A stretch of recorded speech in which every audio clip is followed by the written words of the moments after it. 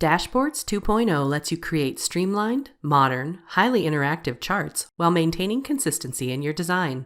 It supports new chart types like waterfall, pyramid, and geomap, and new subchart types for radar, combination, and gauge charts. It also supports creating tabular views of data.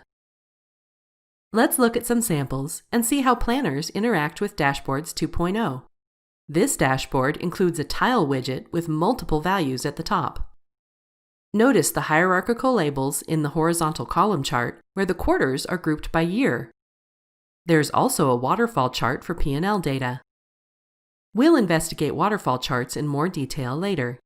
Finally, there's a table with plain data and a geomap in the bottom row that displays values as sized bubbles on a map layer.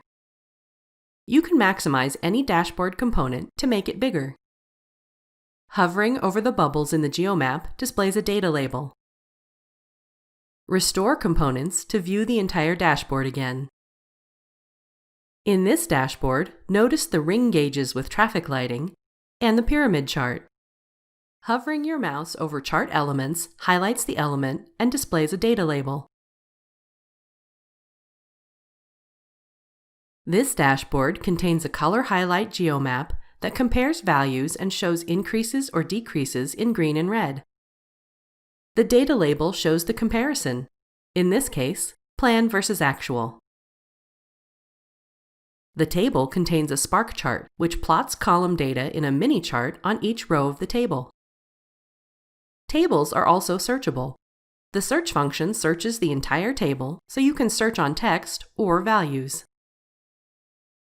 The revenue by category component is a combination bar-line area chart, one of the many ways to visualize data as some combination of bars, lines, and areas. And the balance sheet plan component visualizes balance sheet data as a radar chart with bars.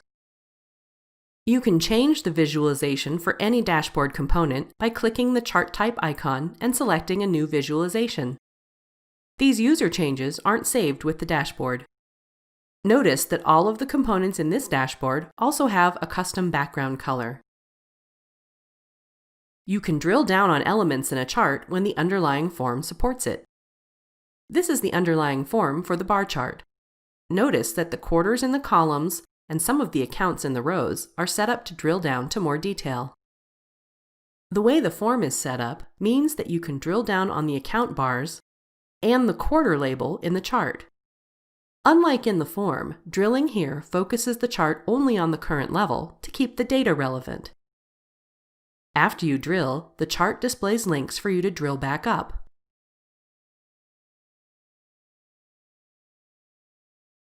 When your dashboard contains a global or local POV, changes to the POV are automatically applied.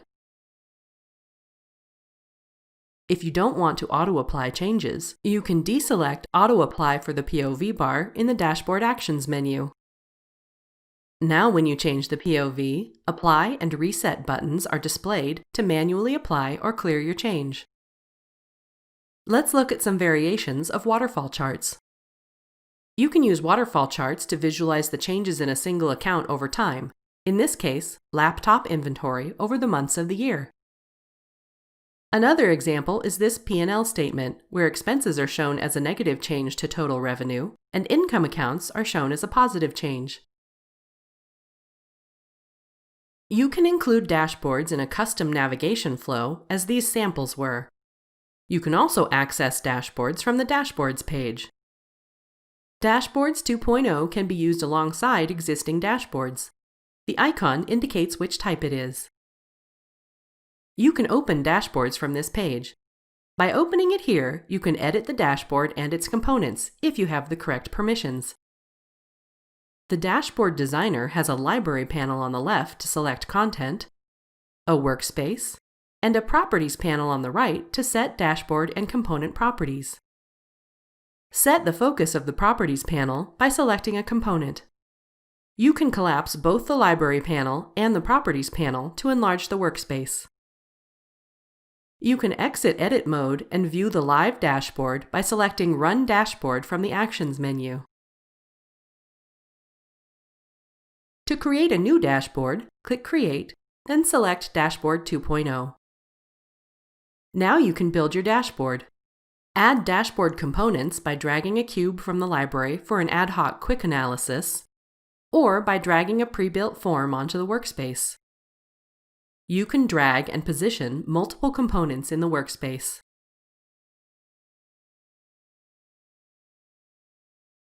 By default, a form or quick analysis from a cube displays in a table, but you can select the visualization you want. Then you adjust the chart and chart type properties until the data is visualized the way you want it.